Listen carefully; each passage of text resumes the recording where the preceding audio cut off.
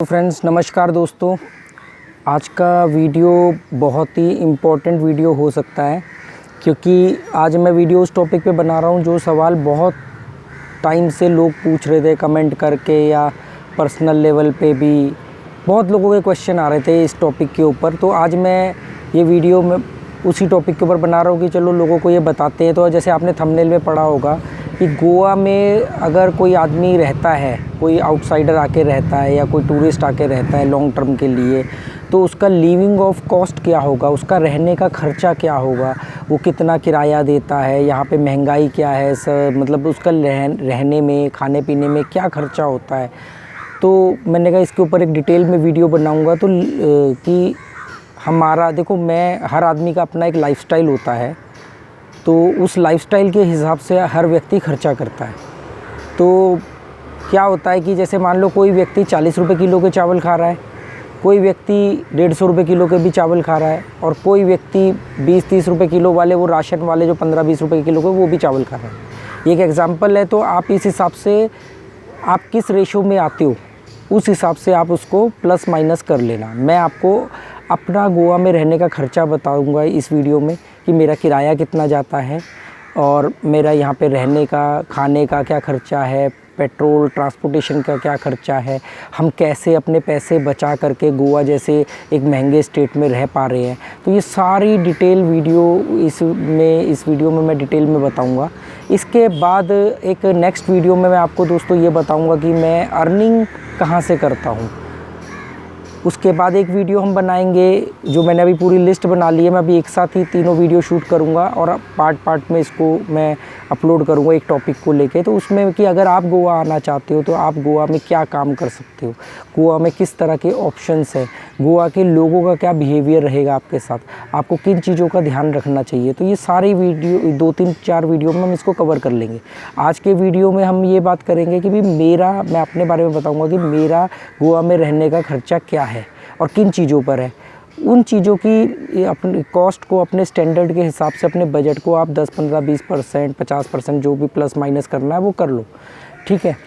तो दोस्तों देखो, सबसे पहली बात, जब हम, जैसे मैं दिल्ली से हूँ, NCR से, तो दिल्ली से मैं यहाँ आया, तो कोई भी व्यक्ति कहीं से भी आता है, गोवा एक ड्रीम प्रोजेक्ट है लोगों का कि यार गोवा में जाके बसना है या गोवा जैसी किसी जगह पे बसना है या गोवा में जाके रहना है 6 महीने साल भर। तो मैं यहाँ आया, यहाँ पर आके सबसे पहले जो आपको सर्च करना होता है, एक लोकेशन सर्च करना होता है। आप मेरे पीछे का व्यू देख रहे हो, तो लोकेशन मैंने एक सर्च करी। मैं इस समय नॉर्थ गोवा में रहता हूँ। मेरे सामने वागाटर बीच है, इधर मोरजिम बीच है, मैंड्रिम बीच है, आरंबोल बीच है जो रशियन बीच है, ये सामने अरेबियन सी है, चपूरा फोर्ट है, ठीक है। मेरे घर का व्यू आप देख ही रहे हो, ये रिवर है। तो ये रिवर यहाँ पे अरेबियन सी से मिल रही है। तो सबसे पहले होती है लोकेशन। तो एक इस लोकेशन को मैंने चूज़ किया, ठीक है, और चूज़ करने के बाद में मैंने यहाँ पे अपना घर सर्च किया। तो सबसे पहले बात आती है प्रॉपर्टी की। तो हम ये मान के चलते हैं कि प्रॉपर्टी रेंट पर लेंगे। मोस्टली लोग 99% रेंट पे ही लेते हैं, और जो लोग ख़रीदना चाहते हैं उनके लिए मैं एक अलग से वीडियो बनाऊंगा इसी सीरीज़ में, 3-4-5 वीडियो की जो सीरीज़ बनेगी कि आपको गोवा में प्रॉपर्टी खरीदनी है तो गोवा में प्रॉपर्टी की क्या रेट है। तो रेंट की बात करते हैं तो गोवा में इस जो लोकेशन आप देख रहे हो, ये गांव है, 150-200 घर का गांव है। ऐसे छोटे छोटे गांव बने हुए हैं कोस्टल बेल्ट पे। मैं कोस्टल बेल्ट पे रहता हूँ, ये अरेबियन सी, ये सारा कोस्टल एरिया है, ठीक है। यही गोवा का मेन हब है, यही गोवा का मेन पीक एरिया है, ठीक है। तो यहाँ पर आप जब 1 BHK फ्लैट लेते हो तो उसकी कॉस्ट ज़्यादा होती है, ठीक है। तो 1 BHK फ्लैट आपको तकरीबन 10,000 मिनिमम से ले करके 1 BHK फ्लैट आपको 14, 15, 16 तक मिल जाएगा। 2 BHK अगर हम बात करें तो वो 13-14 से शुरू हो करके, 13-14 में शुरू हो करके ये चले जाएगा 20-22 हज़ार तक, 25 हज़ार तक, 30 हज़ार तक भी जा सकता है। क्योंकि अगर आप सोसाइटी में लेते हो जिसमें स्विमिंग पूल हो, जिम हो, ये सब चीज़ें हो, तो वो, अगर हम फ्लैट की नॉर्मल बात करते हैं जो बिल्डर कंस्ट्रक्टेड बिल्डिंग होती है उस फ्लैट की, ठीक है। तो ये एक 1 BHK का कितना मैंने बताया, 1 BHK का फ्लैट आपको बिल्डर फ्लैट के अंदर 10,000 से लेकर के 15-16 हज़ार रुपये तक का रेंट पे मिल जाएगा। और 2 BHK का आपको 14-15 हज़ार रुपये से लेकर के 20-22-25 हज़ार 30 हज़ार तक भी जा सकता है। एक इसमें अच्छी बात क्या है कि यहाँ पर 80 to 90% फ्लैट या जो भी प्रॉपर्टी रेंट पे आप लेते हो वो आपको फर्निश्ड मिलेगी या सेमी फर्निश्ड मिलेगी। फर्निश्ड में तो ये हो गया कि समझ लो जो आपके घर में सामान है कंप्लीट वो सामान मिलेगा, ठीक है, उसका इसी रेंट के इंक्लूड। दूसरा सेमी फर्निश्ड में क्या होता है कि जैसे किसी में टीवी नहीं होगा, किसी में एसी नहीं होगा, मोस्टली आपको इंक्लूडिंग इलेक्ट्रिसिटी भी मिल सकती है। अगर एसी वगैरह लगा हो तो इलेक्ट्रिसिटी अलग से होती है। मैं इस वीडियो में अभी आगे आपको ये भी बताऊंगा कि मैं क्या पे कर रहा हूँ। ये तो मैंने बात करी फ्लैट कॉन्सेप्ट की। दूसरा यहाँ पे बहुत बड़ा कॉन्सेप्ट चलता है कि गोवा में जो घर होते हैं वो बड़े बड़े घर होते हैं, तो लोगों ने अपने ही घर के अंदर जो पहले ओपन एरिया था, क्योंकि अब बदलाव आ रहा है, पैसा कमाना मुश्किल हो रहा है, तो लोगों ने उसके अंदर ये एक एक दो दो पोर्शन बना करके रेंट पे देना शुरू कर दिया है। तो ये इंडिपेंडेंट जो घर हैं उनके अंदर अगर आप एक 1 BHK या उनके अंदर एक रूम, लेटरिन, बाथरूम इस तरह का आप लेते हो, 1 BHK सेट लेते हो या 2 BHK का सेट लेते हो, तो वो आपको फ्लैट के अकॉर्डिंग थोड़ा सा कम मिलेगा या इक्वल मिलेगा। मतलब थोड़ा सा कम ही मिलेगा, सोसाइटी वाले के मुकाबले तो डेफिनेटली कम मिलेगा, पर नॉर्मल जो बिल्डरों की बनाई हुई बिल्डिंग है उसके मुकाबले भी कम या इक्वल पे मिलेगा। इसमें ज़्यादातर केस में लैंडलॉर्ड आसपास ही रहते हैं या साथ में रहते हैं, पर आपका पोर्शन सेपरेट होगा। सब ने अपने अपने सेपरेट पोर्शन बनाए हुए हैं, मोस्टली लोगों ने एंट्री भी अलग से। तो यहाँ पर आपको 1 BHK जो है इंडिपेंडेंट घर के अंदर अगर आप 1 BHK लेते हो फर्निश्ड, तो आपको 11-12 हज़ार रुपये से लेकर के 14-15 हज़ार तक मिल जाएगा। 2 BHK लेते हो तो 14-15 हज़ार से लेकर 17-18 हज़ार तक मैक्सिमम मिल जाएगा। ये मैं बता रहा हूँ अपने एक्सपीरियंस से, क्योंकि जब मैंने अभी तक 2 घर चेंज किए हैं, तो उसके लिए हमने बहुत सारे घर देखे, सबके रेट वगैरह का आइडिया हमने निकाला, ठीक है। ये सब फर्निश्ड और सेमी फर्निश्ड है। ये जो जिस छत पर मैं अपने घर की छत पर बैठा हूँ, इस घर का जो रेंट मैं पे कर रहा हूँ, मैं 14,000 रेंट पे कर रहा हूँ। 14 हज़ार रुपये मैं हर महीना रेंट देता हूँ। ये फुली फर्निश्ड है, बस इसमें एक एसी और टीवी नहीं है, और ये दोनों ही चीज़ों की हमें ज़रूरत नहीं है। ना हम एसी यूज़ करते हैं और टीवी हम लोग देखते नहीं। 7 साल हो गए हमें टीवी देखे हुए, और एसी हम यूज़ नहीं करते हैं। तो ये सेमी फर्निश्ड है 14 हज़ार रुपये में इंक्लूडिंग इलेक्ट्रिसिटी, और लैंडलॉर्ड बहुत अच्छे हैं, ठीक है। गोवा के लोग रिज़र्व होते बिना मतलब किचकिचबाजी करते ही नहीं है, जब तक कि आपकी तरफ से उन्हें कोई दिक्कत ना हो। एक्सेप्शन केस कहीं भी हो सकता है, ठीक है। तो ये मैंने आपको प्रॉपर्टी रेंट पे अगर आप हायर करते हो, क्योंकि मेरे और भी कई दोस्त वगैरह आते हैं 2-2 3-3 महीने के लिए, वो बोलते हैं हमें घर चाहिए, तो मैं उनको आसपास में कहीं ना कहीं ढूंढ के 11-12 हज़ार में दिलाते हूँ। अब आती है मेन बात इसमें कि आप टाइमिंग की। अगर आप यही प्रॉपर्टी, ये जो मेरा जिसमें मैं 14 हज़ार रुपये पे कर रहा हूँ, अक्टूबर से फरवरी तक यही घर का किराया 20 से 25 हज़ार रुपये होता है। क्योंकि ये हमें जानते थे, हम पहले कुछ महीनों पहले साथ में रहते थे, तो वो हमें जानते थे और हमें लॉन्ग टर्म के लिए चाहिए था, तो उन्होंने हमें फ्लैट 14,000 पे दे दिया। बल्कि उन्होंने यहाँ तक कोऑपरेट किया था कि जब कोरोना आया था, तो उस बीच में 3-4 महीने जब लॉकडाउन चला था, तो उन्होंने हमसे 12 हज़ार रुपये भी लिया, इंक्लूडिंग इलेक्ट्रिसिटी। अब यहाँ पे क्या है कि ये 2 तरीके होते हैं इनके, कि या तो सीज़न में दे दें 20-20, 25-25 हज़ार का, और ऑफ सीज़न में 3-4-5 महीने खाली रहेगा, ठीक है। अभी जैसे हमें दे दिया तो हम यहाँ पे 1 साल से रह रहे हैं। तो आपको मैं बता दूं, अगर आप सीज़न में जो भी मैंने रेट बताए हैं, ये मैंने ऑफ सीज़न या एवरेज सीज़न के बताए हैं। अगर आप अक्टूबर से फरवरी के बीच में लेते हो तो प्रॉपर्टी मिलने में बहुत मुश्किल होगी, प्लस महंगी मिलेगी, या आपको कॉम्प्रोमाइज़ करना पड़ेगा। आपके मन की चूज़ वाली, आपकी पसंद की प्रॉपर्टी नहीं मिलेगी, सब ऑक्यूपाइड होगी या सबके रेट बहुत ज़्यादा होंगे, ठीक है। ये हो गई प्रॉपर्टी की बात। तो अगर हम मान के चलते हैं कि अगर कोई फैमिली के साथ गोवा में आके रेंट पे रहना चाहता है और एक ठीक ठाक सा उसका middle class living of standard है, तो हम ये एवरेज लगा सकते हैं कि 15 हज़ार रुपये के आसपास, 1000-2000 प्लस माइनस में उसका रेंट का खर्चा निकलेगा, मतलब 500 रुपये पर डे। अब आती है बात खाने पीने की।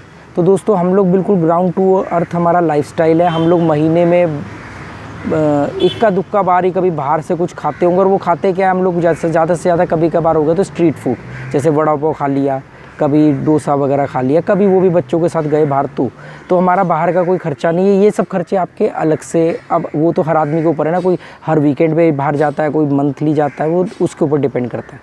तो हमारा जो खर्चा है यहाँ पर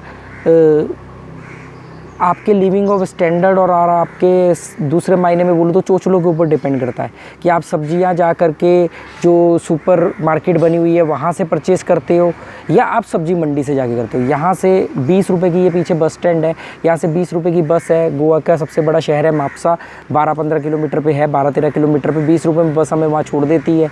हम वहाँ से सब्जियाँ ले आते हैं।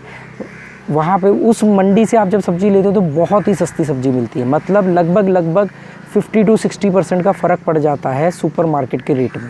और जो लोग टूरिस्ट हैं, फॉरेनर्स हैं, वो लोग उस मंडी में नहीं जाते। वो लोग क्या करते हैं, जो जगह बीच बीच में लोगों ने सुपर मार्केट बनाई हुई है जो बिग बाज़ार टाइप में, बिग बाज़ार तो यहाँ नहीं है, एक ही है पोरवोरिम में, पर जो सुपर मार्केट जो बना लेते हैं छोटा सा, उसमें जा कर के आप परचेज़ करते हो। तो फॉरेनर्स और टूरिस्ट जो कुछ दिनों के लिए आए हैं, कुछ महीनों के लिए आए हैं, तो वो लोग तो वहाँ से परचेज़ करते हैं। तो दोनों के रेट में लगभग डबल का फ़र्क आ जाता है, ठीक है। तो ये डिपेंड करता है आपने कहाँ से वो करना है। बाकी क्या खाना है क्या नहीं, वेजिटेरियन हो तो अलग चीज़ है, नॉन वेजिटेरियन हो तो अलग है। नॉर्मली रेट जो बाकी इंडियाज़ में है सब्जियों के, नॉन वेज के, वही यहाँ पर है। यहाँ पर कोई ऐसा नहीं कि गोवा में इन सब चीज़ों का कोई महंगा है। जो लोग बोलते हैं कि गोवा बहुत महंगा है, गोवा जाएंगे तो खर्चा बढ़ जाएगा, तो वो उन लोगों के ऊपर डिपेंड करता है कि अभी मैं जाके यही सब्जियाँ मैं सुपर मार्केट से ख़रीदूँ तो मेरा बजट बढ़ जाएगा, ठीक है। अभी मैं 20 रुपये की बस में ना जा करके मैं अपनी गाड़ी लेकर के जाऊँगा तो मेरा 200 रुपये का, 150 रुपये का तेल लगेगा। अब एक काम हो रहा है, हम लोग 80 रुपये में आना जाना हो रहा है और एक पिकनिक हो रही है। एक मैं अपनी गाड़ी में जा रहा हूँ, एसी चला के जा रहा हूँ और पार्किंग का पैसा दे रहा हूँ। तो ये सारी चीज़ें दोस्तों डिपेंड करेगी। हम लोगों ने ये सब काम छोड़ दिए, दिल्ली में सब इस तरीके का लाइफस्टाइल था, पर अब नहीं है। अब हम लोग वो जैसे होता है ना कि बस में बैठे चले गए, गाड़ी एक महीना निकलती नहीं है हमारी, तो उस हिसाब से खर्चे काफ़ी हमारे कम हैं। तो मोटा मैं आपको बता दूं कि 15,000 से 20,000 के बीच, मतलब 15,000 के आसपास का आप रेंट मान के चलो। हमारा जो मंथली जो फूड एंड जो ग्रोसरी वगैरह ये सब का जो एक्सपेंस आता है, वो 2 बड़े हैं, हम 2 बच्चे हैं और मेरे 2 डॉगी हैं। तो टोटल अगर हम सबका खर्चा लगा लें तो हमारा कुछ 12 से 13,000 रुपये मंथली बैठता है मैक्सिमम, क्योंकि डॉगीज़ का भी 1,000-1,500 खर्चा उसमें इंक्लूड है, ठीक है। और गोवा में मैंने बताया घर फुली फर्निश्ड मिलते हैं। और एक कमाल की बात ये है कि सिक्योरिटी डिपॉजिट के लिए भी अगर आप बात करोगे तो वो बिना सिक्योरिटी के भी दे देते हैं, मतलब आपसे सिक्योरिटी नहीं लेंगे, आपको करंट मंथ का एडवांस रेंट दे करके रहना है, ठीक है। तो ये हो गया। इलेक्ट्रिसिटी, जैसे मैं ये गाँव है तो यहाँ पे इलेक्ट्रिसिटी इंक्लूड है, ऑनर ने हमें इंक्लूडिंग इलेक्ट्रिसिटी में रेंट पे दिया हुआ है। पर इलेक्ट्रिसिटी वैसे भी यहाँ पे बहुत सस्ती है, क्योंकि विलेज होने की वजह से 2 रुपये यूनिट, 1 रुपये 20 पैसे यूनिट से शुरू होता है, फिर वो जैसे जैसे बढ़ता है तो वो 2 रुपये यूनिट तक जा रहा है, ठीक है। और इसमें एक चीज़ जो है, पानी का बिल, जब हमने पिछले घर में रहते थे तो वहाँ इलेक्ट्रिसिटी और पानी का बिल हम एक्स्ट्रा पे करते थे 12,000 के अलावा। तो हमारा इलेक्ट्रिसिटी का बिल 300 से 400 रुपये महीना आता था। और उसमें टीवी भी इंक्लूड था, एसी था, पर हमने बहुत रेयर ही चलाया होगा। तो 300 से 350 400 रुपये से ऊपर का हमारा इलेक्ट्रिसिटी बिल नहीं आया। और पानी का हमारा मंथली 80 रुपये का बिल आया। ये जो विलेज एरिया होता है इसमें पानी अल्टरनेट डे पे होता है, तो इसलिए लोगों ने बड़े बड़े टैंक लगाए हुए हैं। तो कभी कभार दिक्कत आती है, जैसे कोई साइक्लोन वगैरह आया और 2-3 दिन लाइट नहीं आई या कोई पानी में कोई मेंटेनेंस चल रही, तो इसलिए, अदरवाइज़ ऐसा कुछ है नहीं, ठीक है। हर जगह के कुछ ना कुछ एडवांटेज और डिसएडवांटेज होते हैं। गोवा के अंदर मॉल वगैरह ये सब कॉन्सेप्ट नहीं है। एक मॉल पोरवोरिम में, एक मॉल कहीं मडगांव वगैरह में है, तो इस तरह के मॉल नहीं है। पिक्चर हॉल ही पूरे गोवा में, पंजिम में जा कर के या पोरवोरिम में 1-2 पिक्चर हॉल है, मल्टीप्लेक्स, वो भी। तो जब कोई ऐसे ऑप्शंस ही नहीं है, ना इच्छाएं करती है, ना खर्चा होता है। अब चपोरा फोर्ट जाने का तो कोई खर्चा होगा नहीं दोस्तों, फ्री, कोई एंट्री टिकट नहीं है। बीचेस पे जाने का कोई खर्चा नहीं होगा। अब आप बीचेस पे जा कर के बार में बैठ कर के जो ड्रिंक करोगे तो महंगा ही होगा। अब जो ड्रिंक्स के रेट हैं वो आपको मालूम है कि बाकी ऑल ओवर इंडिया के मुकाबले, स्पेशली नॉर्थ इंडिया के मुकाबले 40 to 45% तक डाउन है। कि जैसे मेरे को ज़्यादा तो आइडिया नहीं है, पर कुछ नॉलेज है, जैसे कि वो जो टूबोक की एक बियर है वो 42 रुपीज़ MRP है, 45 में मिल जाती है रिटेल में। जो किंगफिशर की स्ट्रॉन्ग रेड कलर की कैन है वो आई थिंक 72 MRP है, 75 तक ये लोग बेच देते हैं शॉप्स में। बाकी और चीज़ों का मेरे को आइडिया नहीं है, पर फिर भी अगर आप कहोगे तो मैं एक बार एक वीडियो बना दूँगा अल्कोहल्स के ऊपर। तो इस तरह की ये चीज़ें हैं। हाँ, एक ओल्ड मॉन्क की रम आती है, तो ओल्ड मॉन्क रम की पूरी जो बॉटल है वो 190 की MRP है और 200 रुपीज़ की बॉटल है। तो जो लोग ड्रिंक्स करने वाले हैं, जो मैक्सिमम लोग होते हैं डेली ड्रिंक करते हैं, तो उनका एक बहुत बड़ा बजट इसमें भी कम हो जाता है।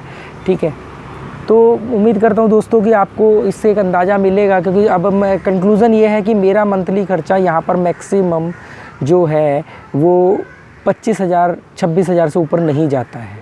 ठीक है, उसमें रेंट इंक्लूडिंग फूड वगैरह ये सब मिला के। अब इसी को आप अपने लिविंग ऑफ स्टैंडर्ड और अपने शौक मौज के हिसाब से प्लस माइनस करके ऐड कर सकते हो। ठीक है, सोसाइटियों में आप रहते हो तो चीज़ें बढ़ जाती हैं मेंटेनेंस वगैरह के नाम पे। गोवा में चीज़ें ज़्यादा क्लियर हैं, मतलब वो एक मुश्त रकम लेते हो, उसमें सब कुछ इंक्लूड होता है। ये नहीं कि घर ले लो, लाइट अलग, पानी अलग, ये सब, तो वो बाकी वो है। और जो लोग यहाँ आना चाहते हैं उनको मेरी एक सलाह है कि पहले आकर के कुछ दिन हॉस्टल में रहें, उसके बाद अपने मनपसंद की लोकेशन चूज़ करें और उसके बाद वहाँ पे एक लॉन्ग टर्म के लिए घर लें, 3 महीने 6 महीने 1 साल जो भी वो रहना चाहते हैं। ये एक तरीका होता है। फिर अगले वीडियो में हम बताएंगे यहाँ पे काम वगैरह क्या कर सकते हो या करना चाहिए नहीं करना चाहिए। ठीक है, तो ये एक तरीका है। मैं भी आया था तो मैं 5 दिन एक होटल में रहा था, हॉस्टल में रहा था अपनी फैमिली और 2 डॉगीज़ के साथ। और उस 5 दिन के दौरान हमें 5वें दिन ही घर मिल गया था और हमने 6ठे दिन चेकआउट करके घर में अपने शिफ्ट हो गए थे। 5 दिन में हमने घर ढूंढ लिया। सबसे बेस्ट वे होता है। ठीक है, ऑनलाइन में आप देखोगे कुछ दिखेगा कुछ, फिर यहाँ पे आके खाली घर थोड़ी देखने, लोकेशन भी तो देखनी होती है ना। तो सबसे पहले लोकेशन ढूंढी जाती है, फिर उस लोकेशन के अंदर एरिया ढूंढा जाता है, फिर उस एरिया के अंदर प्रॉपर्टी ढूंढी जाती है। अब प्रॉपर्टी भी बहुत अच्छी है, इंटीरियर बहुत अच्छा है, पर लोकेशन ख़राब है, तो वो सब चीज़ें हैं। तो उम्मीद करता हूँ दोस्तों ये वीडियो आपके काम का होगा। आपको कैसा लगता है लगा वीडियो, कमेंट करके बताना। Okay, thank you, good bye.